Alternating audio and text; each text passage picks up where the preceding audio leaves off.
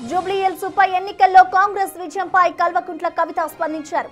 ఈ సందర్భంగా మరోసారి కేటీఆర్ హరీష్ రావును ఆమె టార్గెట్ చేశారు.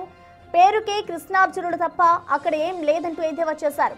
జూబ్లీహిల్స్ లో బీఆర్ఎస్ ఓడిపోవడానికి వాళ్లే కారణమంటూ విమర్శించారు. ఇటు సోషల్ మీడియాలో ఉద్యమం తప్ప చేసిందేమీ లేదని కౌంటర్ చేశారు. కాంగ్రెస్ పార్టీ చేసినంత ప్రచారం కూడా బీఆర్ఎస్ చేయలేదన్నారు కవిత. ప్రజల సమస్యలను తెలుసుకోవడంలో వెనుకబడ్డారంటూ బీఆర్ఎస్ నేతలపై మండిపడ్డారు.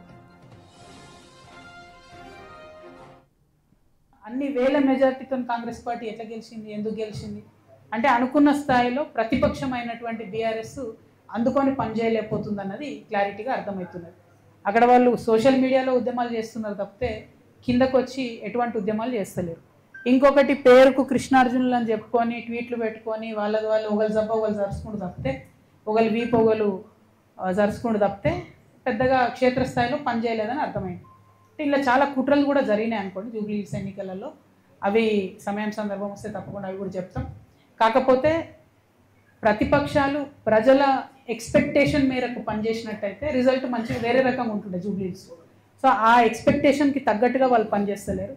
అక్కడే తెలంగాణ జాగృతి వచ్చి ప్రజల మధ్య నిలబడి ప్రశ్నించాల్సినటువంటి అవసరాన్ని గుర్తించినాం కాబట్టి ఇంత పెద్ద కార్యక్రమం తీసుకొని ప్రతి జిల్లాకు కూడా వెళ్ళి పనిచేస్తూ ఉన్నాం.